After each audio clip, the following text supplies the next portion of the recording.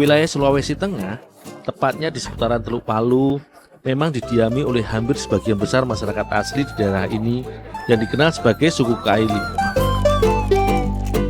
Suku Kaili ini memiliki sekitar 30 rumpun yang terbagi berdasarkan wilayah persebaran, seperti Kaili Ledo di wilayah Palu, Kaili Tara di seputaran Parigi, Kaili Daa di kaki Gunung Kawalise, dan masih banyak lagi rumpun suku ini. Layaknya suatu masyarakat adat, tentunya Kaili memiliki keragaman budaya yang lekat dalam keseharian. Dul, ini kamu angkat dulu ya. Oh, ya Bu. Salah satu yang menarik dari masyarakat adat ini yaitu sajian masakan atau makanan. Di daerah Jalan Tembang, Pulau Barat, terdapat sebuah warung makan yang menyediakan beragam masakan tradisional dari suku asli Sulawesi Tengah ini. Meski khusus menyajikan masakan khas suku Kaili, namun di tempat makanan yang sudah beroperasi sekitar 12 tahun silam ini, hampir setiap harinya ramai dikunjungi tidak hanya warga Palu atau masyarakat Kaili. Menu yang cukup digemari di sini adalah sayur buah kelor. Selain cita rasanya yang khas, salah satu yang menjadi ciri resep olahan masakan di tempat ini adalah penggunaan bahannya yang masih segar serta prosesnya yang berkelanjutan. Peran lingkungan akan sangat berpengaruh terhadap masyarakat yang tinggal di sekitarnya.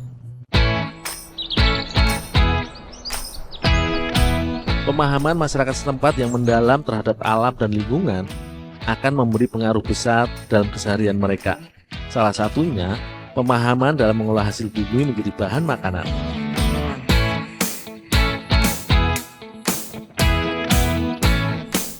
Tanaman kelor memang dikenal sebagai tanaman yang cukup toleran terhadap musim kemarau yang panjang atau di daerah gersang dengan curah hujan yang cukup rendah. Tanaman perdu ini akan bertahan hidup dengan merotokkan daunnya pada saat kemarau dan menyimpan cadangan makanan mereka dalam bentuk buah, seperti yang tengah aku panen untuk dijadikan olahan masakan khas masyarakat Kaili ini. Untuk dijadikan olahan masakan, biasanya digunakan buah kelor yang masih muda. Selain teksturnya masih cenderung lunak, cita rasa buah kelor muda ini tidaklah terlalu pahit bila dibandingkan dengan buah kelor yang sudah tua. Penggunaan buah kelor sebagai bahan makanan atau masakan sebenarnya sudah dikenal oleh sebagian masyarakat Indonesia seperti di daerah Banyuwangi, Sumbawa, dan juga wilayah Sulawesi Tengah ini. Sebagai bahan masakan atau olahan makanan, buah kelor harus dikupas atau diserut bagian lapisan luarnya. Selain agar tidak terlalu pahit ketika diolah, fungsi proses kupas kulit ini juga supaya buah kelor cepat matang ketika dimasak.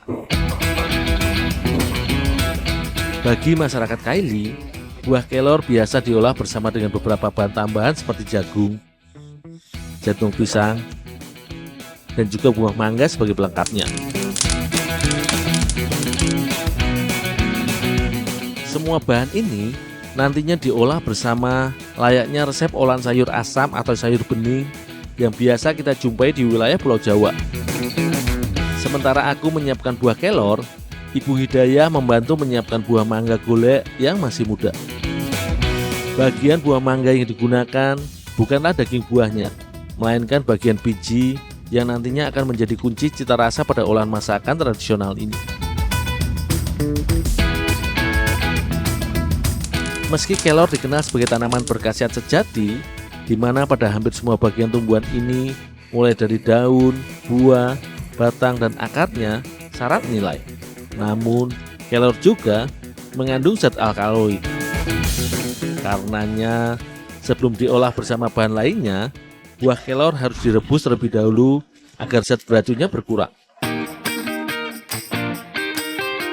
Proses pembuatan sayur buah kelor khas masyarakat Kaili ini sebenarnya cukup sederhana dan mudah karena cukup minim bumbu.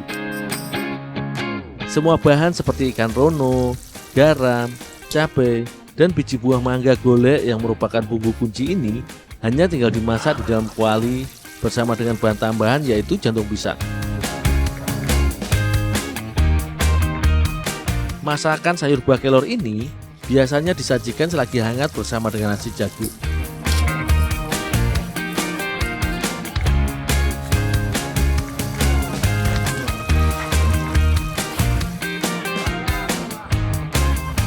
Sebagai sajian menu makan siang, sayur bobor kelentang dengan nasi jagung ini seolah merupakan perpaduan olahan makanan yang lengkap karena kaya akan gizi dan nutrisi yang baik bila dikonsumsi.